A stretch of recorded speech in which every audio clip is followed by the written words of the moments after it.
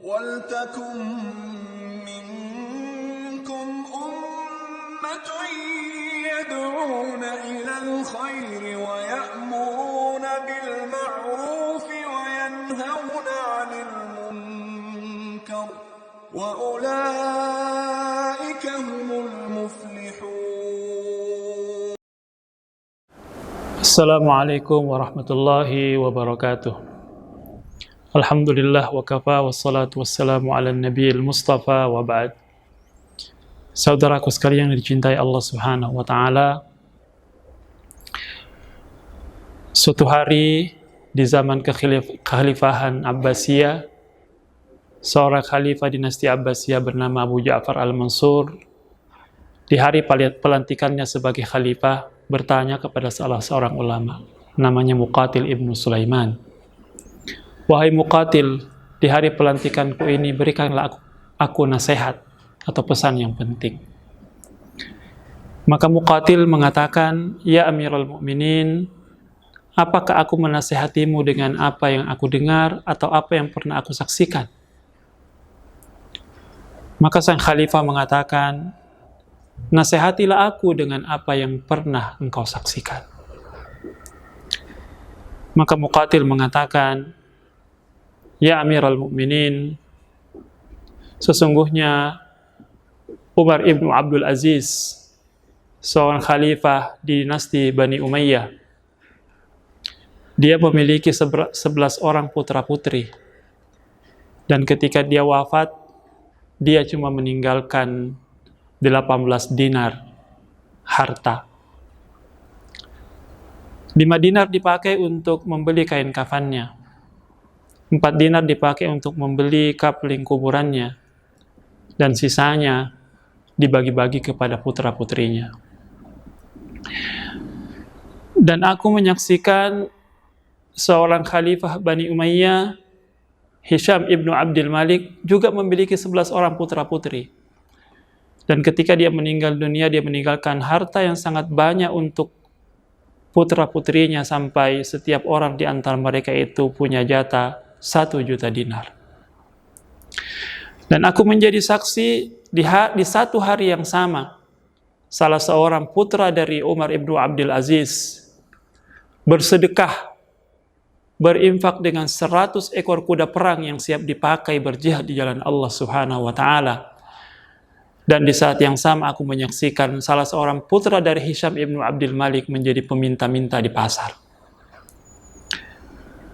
Dan seorang Khalifah Umar ibnu Abdul Aziz ketika dia dalam sakitnya menjelang wafatnya ditanya, apa yang akan kau tinggalkan untuk putra-putrimu, untuk keturunanmu? Maka beliau menjawab, aku meninggalkan untuk mereka ketakwaan kepada Allah Subhanahu wa taala. Kalau mereka saleh, maka Allah yang akan membereskan dan membantu urusan mereka. Wallahu yatawallas salihin. Tapi kalau sebaliknya mereka tidak saleh, maka aku tidak meninggalkan kepada mereka materi atau harta yang menjadi fasilitas untuk mereka bermaksiat kepada Allah Subhanahu wa taala. Saudara sekalian yang dicintai Allah Subhanahu wa taala, kisah ini memberikan kepada kita sebuah pelajaran tentang apa yang semestinya harus lebih kita persiapkan untuk anak keturunan kita. Banyak orang yang lebih menjadi konsen mereka, yang lebih menjadi perhatian mereka untuk ditinggalkan dan diwariskan kepada anak cucu mereka adalah materi dan harta.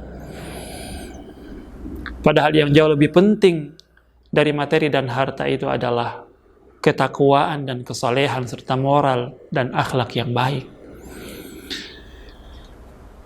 Itulah yang Allah Subhanahu wa taala pesankan kepada kita di firman-Nya di surah An-Nisa, wal yakhshal ladzina law taraku min khalfihim dzurriyyatan dhi'afa khafu 'alaihim falyattaqullaha.